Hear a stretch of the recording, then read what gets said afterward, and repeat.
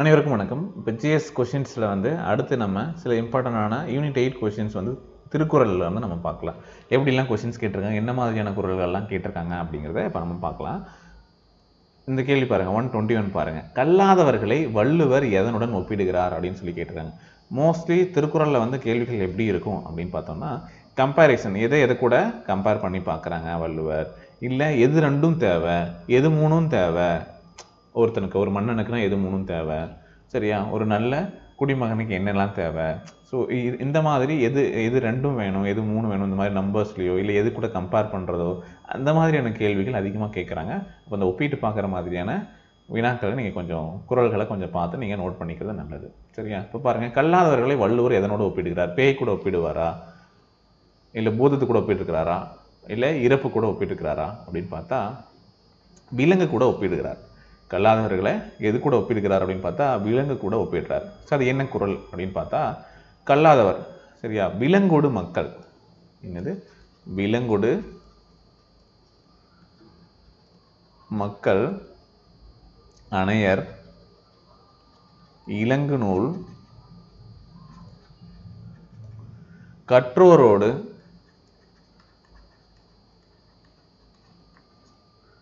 ஏனையவர். அப்படின்னா என்ன அர்த்தம் அப்படின்னா, விலங்கையும் மக்களையும் கம்பேர் பண்ணும்போது எவ்வளவு வேறுபட்டு இருக்கிறோமோ அந்த மாதிரி சிறந்த நூலை படித்தவரும் படிக்காதவங்களும் அந்த அளவுக்கு வேறுபட்டவங்க அப்படின்னு சொல்கிறாங்க. மனிதருக்கும் விலங்குகளுக்கும் என்ன வேற்றுமையோ அந்த அளவுக்கு வேற்றுமை அறிவு சார்ந்த நூல்களை படித்தவனுக்கும் அதை படிக்காதவனுக்கும் இடையே இருக்கக்கூடிய வித்தியாசம் அப்படின்னு சொல்கிறது தான் இதுக்கான மீனிங். அப்போ எது கூட கம்பேர் பண்ணியிருக்காங்க? விலங்கு கூட கம்பேர் பண்ணியிருக்காங்க. நீங்கள் இதை எங்கே படிக்கலாம்னா, கல்லாமை அப்படிங்கிற அதிகாரத்தில் நீங்கள் படிப்பீங்க, சரியா. படிக்காதவங்க எப்படி படிக்கிறாங்க, கம்பேர் பண்ணுறாங்கன்ட்டு. இதே இந்த கல்லாமையிலேயே அதே மாதிரி கம்பேரிசனில் பார்த்தீங்க அப்படின்னா, மேற்பிறந்தராயினும் கல்லாதார் கீழ்பிறந்தும் கற்றார் அனைத்திலர் பாடு அப்படின்னு ஒரு குறள் இருக்குது. அப்படின்னா என்ன அர்த்தம்னா, நீங்கள் ஒரு சொசைட்டியில் அதாவது உயர்ந்த குடியில் பிறந்தவராக இருந்தாலும் தாழ்ந்த குடியில் பிறந்து ஒருத்தன் கல்வி கற்றிருந்தவனுக்கு கிடைக்கக்கூடிய பெருமை உனக்கு இல்லை அப்படின்னு சொல்கிறாங்க, சரிங்களா. படிக்காமல் நீ மேல் சாதியில் பிறந்தாலும் கீழ் சாதியில் பிறந்திருந்து படித்தவர் அளவிற்கு நீ பெருமை இல்லாதவனே அப்படின்னு சொல்லிட்டு விளக்கம் சொல்கிறாங்க, சரிங்களா. கற்றவர் என்ற பெருமை உயர்ந்தவர் தாழ்ந்தவர் அப்படிங்கிற வேறுபாட்டை போக்கி விடும் அப்படிங்கிறத நம்ம இப்படியும் சொல்லலாம், சரியா. ஓகே, பட் சாதி அடிப்படையிலையும் விளக்கங்கள் கொடுக்கலாம் ஒன்று, சரியா. சரி, இந்த மாதிரியான ஒரு கம்பேரிசன் இருக்கு. ஓகே, அதே மாதிரி அதாவது கல்லாதவன், அதாவது படிக்காதவன் கிட்ட எவ்வளவு செல்வம் வேணாலும் இருக்கட்டும், சரியா. இந்த குறளுக்கு அது நான் வேற என்னெல்லாம் கம்பேரிசன் கொடுக்குறாங்கன்னு பாருங்க. படிக்காதவங்க கிட்ட எவ்வளவுதான் செல்வம் இருந்தாலும், ஆனால் அந்த படித்தவங்க கிட்ட பார்த்தீங்க அப்படின்னா, படித்தவங்க கிட்ட, அதாவது படித்த நல்ல அறிவு இருக்கக்கூடியவர்கிட்ட இருக்கக்கூடிய வறுமையில் இருந்தால் அவனுக்கு என்ன துன்பம் இருக்குமோ அதை விட அந்த படிக்காதவங்கிட்ட இருக்கக்கூடிய செல்வமானது மிகுந்த துன்பத்தை தரக்கூடியது. படிக்காதவரிடம் இருக்கக்கூடிய செல்வம் நல்லவரிடம் இருக்கும் வறுமையை காட்டிலும் கொடியது. நல்லவங்கிட்ட படித்தவங்கிட்ட வறுமையை இருந்தாலும் அந்த வறுமையை காட்டிலும் படிக்காதவங்கிட்ட இருக்கக்கூடிய செல்வம் கொடியது அப்படின்னு விளக்கம் சொல்கிறாங்க. முட்டாள்கிட்ட போயிட்டு ஒரு செல்வம் குவிஞ்சிருந்தாலும் அது நல்லவர்களை வாட்டும் வறுமையை விட அதிக துன்பத்தை தான் தரும் அப்படிங்கிறது தான் மீனிங். இப்படி கம்பேர் பண்ணுறாங்களா, வறுமையை விட கொடியது, சரியா. படிக்காதவங்கிட்ட இருக்கக்கூடிய செல்வம் வறுமையை விட கொடியது அப்படின்னு ஒரு கம்பேரிசன் இருக்கு, சரியா. அதே மாதிரி இன்னொரு கம்பேரிசன் என்ன பண்ணுவாங்க அப்படின்னா, நுண்மான் நுழைப்புலம் இல்லான் நெளிநலம் மண்மான் புனை பாவை எற்று. அதாவது இந்த குறள் என்ன சொல்லுது, நீங்கள் குறள் போய் படிங்க, ஜஸ்ட் ஒரு ஐடியாவுக்கு உங்களுக்கு கொடுத்துறேன். அட்லீஸ்ட் இந்த கம்பேரிசன் ஓகே இப்படி சொன்னாங்க அப்படிங்கிறத ஞாபகம் வரும் இல்லையா உங்களுக்கு. ஓகே, அதாவது நல்ல படித்த பல நூல்களில் இருக்கக்கூடிய அறிவு, சரியா, அதெல்லாம் கற்றுக்கிட்டவங்ககிட்ட அறிவு இல்லாதவங்ககிட்ட உடல் வளர்ச்சியும் அழகும் இருக்குதுன்னு வச்சுக்கோங்க, சரியா. அந்த அழகெல்லாம் எப்படி இருக்கும் அப்படின்னா, மண்ணால் செய்யப்பட்ட ஒரு பொம்மை இருக்கு இல்லையா, அது போன்றது அப்படின்னு சொல்லிட்டு. உங்ககிட்ட அழகான தோற்றம் மட்டும் இருக்கு, ஆனால் உங்களுக்கு அறிவு இல்லாமல் இருக்கீங்க அப்படின்னா கண்ணை கவரும் மண் பொம்மையை போன்றவங்க நீங்கள், அந்த அளவு தான் உங்களுக்கு மதிப்பு தருவாங்க அப்படின்னு சொல்கிறாங்க, சரியா. ஓகே, உங்ககிட்ட அறிவு ஆற்றல் இல்லை அப்படின்னா நீங்கள் ஒரு நல்ல மண்ணால் செய்யப்பட்ட ஒரு பொம்மை மாதிரி அவ்வளவுதான். சிம்பிளா சொன்னா நீங்க வந்து ஒரு மண் பொம்மை மாதிரி தான். அறிவு இல்லை என்றால் நீங்கள் ஒரு மண் பொம்மைக்கு ஒப்பாக கூறுகிறார். அடுத்த கேள்வியில வந்து எது கூட ஒப்பிடுறாருன்னா மண் பொம்மை கூட ஒப்பிடுறார் அப்படின்னு சொல்லிக்கலாம். சரியா? ஓகே. அப்புறம் இன்னொன்னு வந்து பாத்தீங்கன்னா படிப்பறிவு இல்லாத இருக்காங்களே அவங்கள கலர் நிலம் எது கூட ஒப்பிடுகிறார் அப்படின்னு சொல்லிட்டு நீங்க வேணா எழுதிக்கலாம். கலர் நிலம், அதாவது படிக்காதவங்க நீங்க உயிரோடு இருக்கிறீங்கன்னே தவிர, சரியா, நீங்க விளையாத அந்த நிலம் இருக்கு இல்லையா, அந்த நிலத்திற்கு ஒப்பானவர்கள் அப்படின்னு சொல்றாங்க. சரியா? உடலால் நீங்க இருக்கீங்க அவ்வளவுதானே தவிர, சரியா, நீங்க யாருக்கும் பயன்பட போறது கிடையாது உங்களுக்கு. அதாவது ஒரு கலர் நிலம் என்ன, அதுல விளைச்சல் கிடைக்காது நமக்கு. அது சும்மா அது வந்து தரிசா கிடக்க போகிற ஒரு நிலம். சரியா? விளைச்சல் தராத கலர் நிலத்துக்கு உங்களை ஒப்பிடுகிறார். அப்ப அடுத்த கேள்வியில நீங்க யாருக்கும் பயன்படாத ஒரு நிலமா இருக்கு, நீங்க இருந்து என்ன பிரயோஜனம் அப்படிங்கிறது தான். கல்லாதவர்களை இந்த கலர் நிலத்துக்கு ஒப்பிடுவது பொருத்தமானது. சரியா? ஓகே. அதாவது வெறும் நடைப்பிணங்கள் அப்படின்னு சொல்லிட்டு போறாங்க. சிம்பிளா வேஸ்ட், இருக்கிறதே வேஸ்ட், பூமியில் வாழ்றதே வேஸ்ட், யாருக்கும் உபயோகம் இல்லாமல் இருக்கீங்க அப்படின்றாங்க. அடுத்து பாத்தீங்க அப்படின்னா இன்னொன்னு கல்லாதவர் எப்படி கம்பேர் பண்றாங்கன்னா, கல்லா ஒருவன் தகைமை தலை பெய்து சொல்லாட சோர்வுபடும் அப்படின்னு ஒரு குறள் இருக்கு. சரிங்களா? அதாவது படிக்காத ஒருத்தன் வந்து இன்ட்ரெஸ்ட் எடுத்து நம்ம முன்னாடி பேசினாலும் எப்படி இருக்கும், கேட்கிறவனுக்கு வந்து இன்ட்ரெஸ்ட் இருக்காது. சரியா? அவன் படிக்கவே இல்லை, அவனுக்கு எவ்வளவுதான் பேசுறதுக்கு இன்ட்ரெஸ்ட் இருந்தாலும் நமக்கு கேட்கறதுக்கு இன்ட்ரெஸ்ட் வருமானா வராது அப்படிங்கிறாங்க. கல்லாதவன் ஒருவன் தன்னை தானே மகிழ்ந்து பேசும் மதிப்பு கூடி பேசும்போது அந்த பேசுறதுனால கெட்டு போகும் அப்படின்னு சொல்றாங்க. படித்தவங்க கிட்ட போயிட்டு பேசுங்க, என்னது, அவன் பேசுறது கெட்டுதான் போகும். சரியா? படித்தவர் முன் பேசினால் படிக்காதவனுடைய பெருமை குறைந்து போகும், அவ்வளவுதான் சிம்பிளா. சரியா? நீ வந்து ஒரு படிச்சவங்கிட்ட வந்து பேசும்போது உன்னுடைய பெருமை கம்மியாக தான் ஆகும். சரியா? நீ வந்து பெரிய மேதை மாதிரி காட்டி போலியா வந்து வேடம் போட்டினாலே கண்டுபிடிச்சிருவாங்க. ஏன்னா கற்று தெரிந்த அறிஞர்களிடம் அது தெளிவுபட்டு போயிடும். வேஸ்ட். ஓகேவா? ரைட்டு. அப்புறம் வேற என்ன அப்படின்னு பார்த்தா, படித்தவர்கள் அதுதான் அந்த பெருமை போயிடும் அப்படிங்கிற ஒரு விஷயம். சரியா? ஸோ இது தென் கற்றவர்கள் முன்னிலையில் ஒன்றை சொல்லாமல் அமைதியாக இருக்க பெற்றால் கல்லாதவர்களும் மிகவும் நல்லவரே ஆவர். இப்போ எப்படி சொல்றாங்கன்னா, இப்போ நீ பேசினா உன் மதிப்பு கம்மியாயிரும், அதே மாதிரி நீ படிச்சவங்க அவையில நீ பேசாம இருக்கிறதே அந்த படிக்காதவரும் நல்லவர் அப்படிங்கிறத சொல்றாங்க. இப்போ கற்றவர்கள் முன்னிலையில எதுவும் பேசாமல் இருக்க கற்றிருந்தால் கல்வி கற்காதவர்கள் கூட நல்லவர்களாக கருதுவார்கள். புரியுதா? படிச்ச முன்னாடி தேவையில்லாம பேசக்கூடாது. அப்படி பேசாம இருந்தீங்கன்னா நீயும் நல்லவன் அப்படின்னு சொல்லிட்டு சொல்லுவாங்க. சரியா? கல்லாதவரும் நனி நல்லர் கற்றார் முன் சொல்லாதிருக்க பெறின். சரியா? கல்லாதவரும் நனி நல்லர், எப்படி, கற்றார் முன் படிச்சவங்க முன்னாடி நீ எதுவும் பேசாம இருந்தீனா. ஓகேவா? எப்படி ஒரு கம்பாரிசன் இருக்கா? ரைட்டு. அப்புறம் இன்னொன்னு பாத்தீங்கன்னா, கல்லாதான் சொற்காமுறுதல் முளையிரண்டும் இல்லாதால் பெண்காமுற்று அப்படின்னு சொல்லிட்டு, பெண்காமுற்றற்று அப்படின்றது என்ன அப்படின்னா, கல்லாத, அதாவது கற்றவர், அதாவது நான் வந்து படிக்காதவன் ஒரு கற்றவருடைய அவையில நான் பேச ஆசைப்படுறேன்னு வச்சுக்கோங்க. முன்னாடி பேசாம இருக்கிறது நல்லதுன்னு ஒண்ணு சொன்னேன். பேச ஆசைப்படுவது எப்படி அப்படின்னா, இரு முளையும் வளர்ச்சி பெறாத ஒரு பெண் ஒருத்தி உடலுறவு கொள்ள ஆசைப்படுவது போல ஆகும். இப்படிலாம் ஒரு கம்பாரிசனை வந்து வச்சிருக்காங்க வள்ளுவர் குறள்ல வந்து பாத்தீங்க அப்படின்னா. இந்த மாதிரி ஒரு கம்பாரிசன் இருக்கு. எக்ஸாம்பிள் கேட்பாங்களான்னு தெரியல.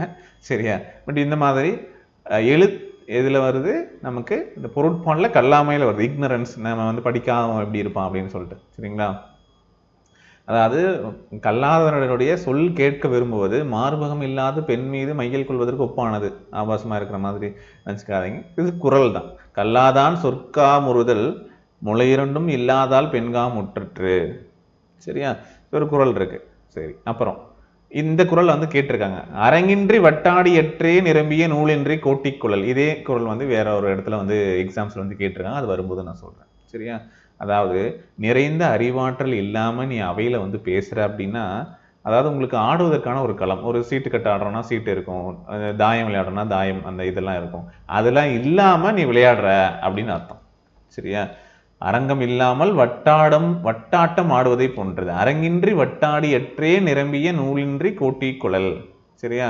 அறிவு நிரம்புவதற்கு காரணமான நூல்களை கற்காமல் நீ எதையுமே எந்த ஒரு நூலையும் படிக்காம கற்றவர்கிட்ட வந்து பேசுறது சூதாடும் அரங்கு இழைக்காமல் வட்டுக்காயை உருட்டி ஆடுகிறாய் அப்படிங்கிறது போல அர்த்தம் அப்படின்னு சொல்றாங்க. என்னென்ன கம்பேரிசன்லாம் கொடுத்துருக்கேன், கலர் நிலத்தை போன்றது அப்படின்றாங்க. வறுமை, உங்ககிட்ட செல்வம் இருந்தாலும் வந்து பார்த்தீங்க அப்படின்னா அவன் வறுமையில் இருக்கானா அதை விட கொடியுது அப்படிங்கிறாங்க. கலர் நிலத்துக்கு இதானது, விலங்குக்கு ஈக்குவலானவங்க, நீ வந்து பேசாமல் இருந்தாலே நல்லவன் அப்படிங்கிற மாதிரி கம்பேரிசன் கொடுக்குறாங்க. ஸோ இந்த மாதிரி வள்ளுவர் எப்படிலாம் கம்பேர் பண்ணுறாங்க, இது கொஷினை இப்படி தான் வந்து ஃப்ரேம் பண்ணுவாங்க. சரியா, இந்த மாதிரி எங்கே எந்தெந்த குரலில் வருதோ அந்த மாதிரி ஃப்ரேம் பண்ணுவாங்க. பாருங்கள், இப்போ பாருங்கள், அடுத்த கொஷினுக்கு என்ன கேட்டுருக்காங்கன்னு பாருங்கள். என்பும் உரியர் பிறர்க்கு என்று வள்ளுவர் யாரை குறிப்பிடுகிறார்?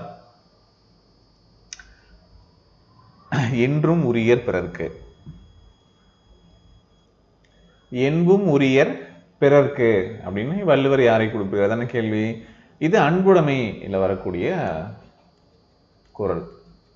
அன்புடைமையில வரக்கூடிய குறள். அதாவது அன்பிலார் எல்லாம் தமக்கு உரியர், அன்புடையார் என்பும் உரியர் பிறர்க்கு அப்படின்னு அந்த குறள் வரும். சரிங்களா, என்ன மீனிங் அப்படின்னா, அன்பு இல்லாதவர்கள் எல்லா பொருட்களையும் தமக்கே உரிமையாக கொண்டு வாழ்வார். செல்ஃபிஷ், எல்லாமே எனக்கு தான் வேணும், மற்றவங்க மேலே எந்த பாசமும் இருக்காது.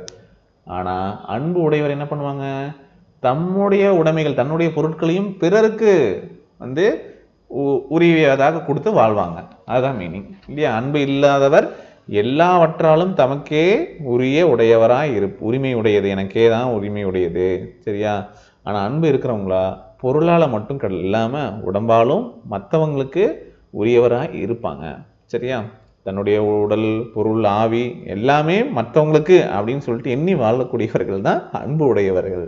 சிம்பிளாக சொல்லணும். அப்போ இதில் என்ன கேள்வி கேட்டிருக்காங்க, என்பும் உரியர், அதுக்கு அந்த குறளில் வரும், அன்பிலார் எல்லாம் தமக்குரியர், அன்புடையார், அன்பு உடையவர்கள், என்பும் உரியர் பிறருக்கு, எல்லாமே மற்றவங்களுக்கு உரியது அப்படின்னு சொல்லிட்டு இருக்கக்கூடியவங்க. அறிவுடையாரா, அன்பு உடையார் தான் வரணும். சரியா, ஓகே. அப்போ அன்புடைமையில் இந்த மாதிரியான குறள்கள்லாம் இருக்குது. நீங்கள் அன்புடைமையில் வரக்கூடிய குறள்களை படித்து வச்சுக்கோங்க. சரிங்களா, நம்ம சொல்லக்கூடிய 25 அதிகாரங்கள் இருந்து தான் கேள்விகள் கேட்க போகிறாங்க. சரியா, ஸோ இந்த குறள், ஸோ இதே மாதிரி அன்புடைமையில் வேறு ஏதாவது கொஷின்ஸ் வந்து கேட்கலாம். சரியா, பார்க்கலாம் பின்னாடி என்ன கொஷின்ஸ் வந்து என்ன குறள் வந்து கேட்டிருக்காங்கன்றதை பார்க்கலாம். அடுத்து 123வது கேள்வி பாருங்கள்.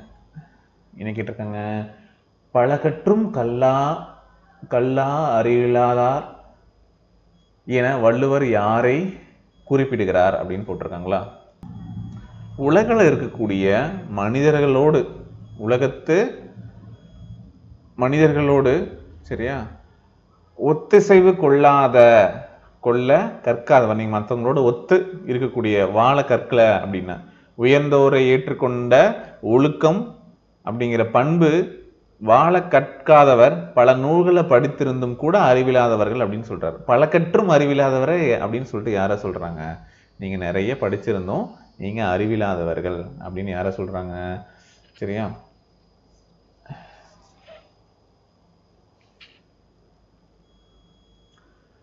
உலகியலோடு வாழாதவர். சரியா, யாரு, உலகத்தோடு ஒட்ட ஒழுகல். குறள் என்ன வரும், உலகத்தோடு ஒட்ட ஒழுகல், பல கற்றும் கல்லா அறிவிலாதார் அப்படின்னு சொல்லிட்டு இந்த குறள் முடியும். சரியா, உலகத்தோடு ஒட்டு வாழ கற்றுக்கல, உலகியலோடு வாழாதவங்க, நீங்கள் பலது படித்தும் என்ன ஆகும், அறிவில்லாதவங்க தான், அறிவில்லாதவர் அப்படின்னு சொல்கிறாங்க. நீங்கள் வந்து ஒழுக்கம் உடைமை அப்படிங்கிறதுக்கெல்லாம் நீங்கள் வந்து இதெல்லாம் படிப்பீங்க. பாருங்கள், அடுத்த குறள் பாருங்கள். புத்தேன் உலக வாழ்க்கையை யார் உறுதியாக வாழ்வார் என்று வள்ளுவர் குறிப்பிடுறார். இப்போ நீங்கள் என்ன பார்க்குறீங்க, இது எல்லாம் ஒரே எக்ஸாமோட கொஷின் பேப்பர் தான் நான் காமிச்சிட்டு இருக்கிறது. சரியா, ஏற்கனவே நிறைய கொஷின் பேப்பர் பார்த்துருப்போம். இதெல்லாம் முன்னாடி நம்ம செஷனில் வீடியோஸாக டீட்டெயிலாக எக்ஸ்பிளைன் பண்ணி போட்டிருப்பேன். 121வது, கல்லாதவராக வள்ளுவர் எத்தனை ஒப்பிடுகிறார், அப்புறம் என்பும் உரியர் பிறருக்கு 2, அப்புறம் பலகற்றும் கல்லா அறிவில்லாதவர் அப்படின்னு சொல்லிட்டு போட்டிருக்காங்க 3. இப்போ 4வது கொஷின் பாருங்கள், திருக்குறள். மறுபடியும் 5வது கொஷின் திருக்குறள். சரியா, 6 கேள்வி திருக்குறள்லேருந்து மட்டும் ஒரே எக்ஸாம்ஸில் கேட்டிருக்காங்க. திருக்குறள் பார்த்துக்கோங்க. சரியா, திருக்குறள் படிக்காமல் போயிருந்தால் ஒன்றும் பண்ண முடியாது. இப்போ பாருங்கள், புத்தேன் உலக வாழ்க்கையை யார் உறுதியாக வாழ்வார் என்று குறிப்பிடுகிறார் அப்படின்னு சொல்லிட்டு. சரியா, புத்தேன் உலக வாழ்க்கையை யார் உறுதியாக வாழ்வார். குறள் பார்த்தீங்கன்னா, கல்வார்க்கு தள்ளும் உயர்நிலை கல்வார்க்கு தள்ளாது புத்தேல் உலகு அப்படிங்கிற ஒரு குறள். அதாவது கல்லாமையில் வரும் உங்களுக்கு. கல்வார்க்கு நோட் பண்ணி வச்சுக்கோங்க. கல்வார்க்கு தள்ளும் உயிர்நிலை அப்படிங்கிறது கல்வார்க்கு தள்ளாது புத்தேல் உலகு.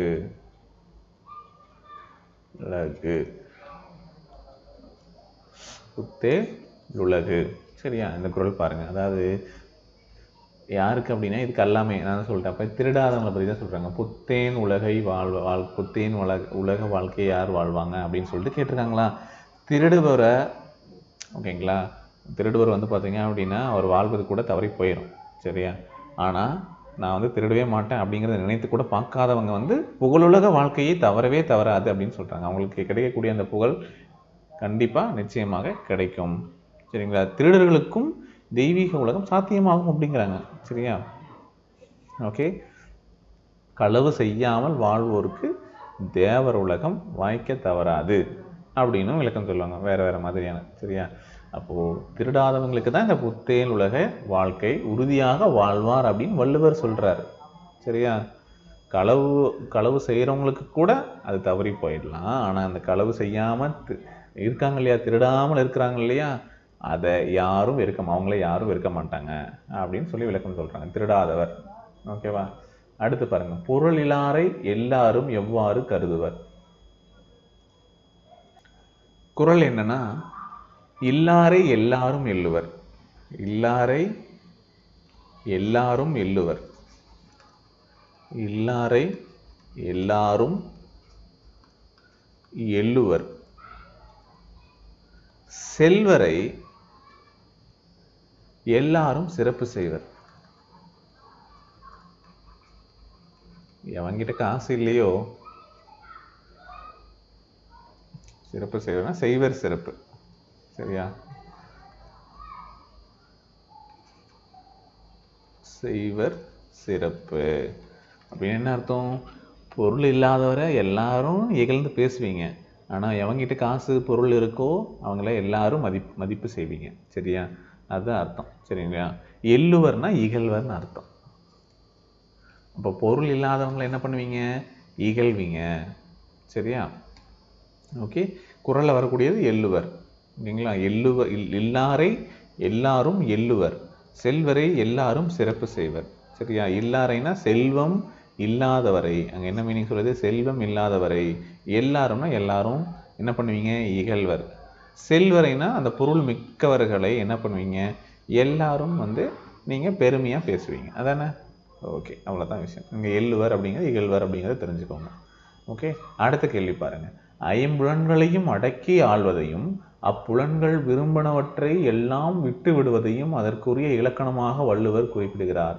எதற்குரிய இலக்கணமாக சொல்றார் அப்படின்னு பாருங்க. நம்ம முன்னாடியே சொன்னோம் இல்லையா, 2, 3 இது இரண்டும் தேவை, இது மூன்றும் தேவை. பாருங்க, ஐம்புலன்களையும் அடக்கி ஆள்வது. இப்போ நம்பர்ஸ் வர மாதிரியான கொஸ்டின்ஸும் இருக்கு. அடல் வேண்டும் ஐந்தன் புலத்தை விடல் வேண்டும் வேண்டியவெல்லாம் ஒருங்கு அப்படின்னு ஒரு குறள் வரும். சரியா? இது அடல் வேண்டும் ஐந்தன் புலத்தை விடல் வேண்டும் வேண்டியவெல்லாம் ஒருங்கு அப்படின்னு ஒரு குறள் இருக்கு. சரியா? அப்போ என்ன அர்த்தம்னா, நீங்கள் வந்து வெற்றி கொள்ள வேண்டும் அப்படின்னா எதை? புலன்கள் 5ஐயும். எதுக்காக? இது எல்லாத்தையும் விட்டொழிக்க வேண்டும். சரியா? எப்போ உங்களுக்கு தேவையான ஒன்று வேணும் அப்படின்னு நினச்சா இதெல்லாத்தையும் விட்டணும் அப்படின்றாங்க. சரியா? ஆசையை வெல்லுதல் வேண்டும், அவற்றிற்கு வேண்டிய பொருள்களை எல்லாம் ஒரு சேர விட வேண்டும். சரிங்களா? ஆசையை பிறப்பிக்கக்கூடிய இந்த 5 புலன்களையும் அடக்கணும். அவற்றை அடக்குவதற்கு தனக்குரிய அனைத்தையும் விட்டு விடணும் அப்படின்னு சொல்கிறாங்க. இதில் எந்த அதிகாரத்தில் வருது அப்படின்னா துறவு அதிகாரத்தில் வரக்கூடியது. சரியா? ஐம்புலன்களையும் அடக்கி வெல்வது அப்புலன்கள் விரும்புகினவற்றை எல்லாம் விட்டு விடுவது துறவுக்கு இலக்கணமாகும்.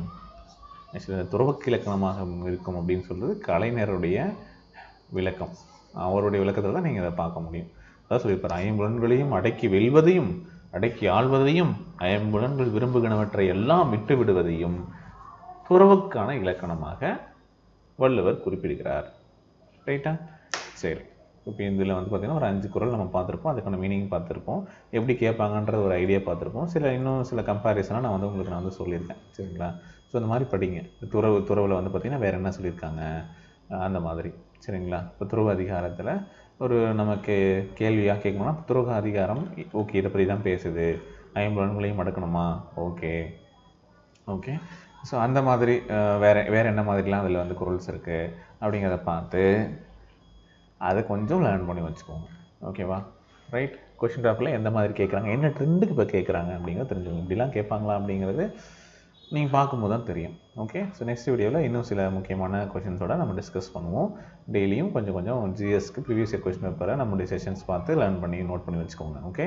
ஸோ ஏற்கனவே போட்டது எல்லாமே நான் உங்களுக்கு வீடியோஸும் இருக்கும், செக் பண்ணி பாருங்கள். டீட்டெயில் இன்ஃபர்மேஷன், எக்ஸ்ட்ராவாக ஒரு இன்ஃபர்மேஷனும் அதனுடைய ஸ்டோரியும் நம்ம படித்த மாதிரி இருக்கும். ஒரு ரிவிஷனுக்கு டைம் இருக்கும்போது இதை கேளுங்க. ஜஸ்ட் ஒரு 20 to 30 minutes அப்படியே ஏதாவது வேறு வேலை செய்யும்போது அப்படியே ப்ளே பண்ணி விட்டு கேளுங்க, யூஸ்ஃபுல்லாக இருக்கும். ஓகே. தேங்க்யூ.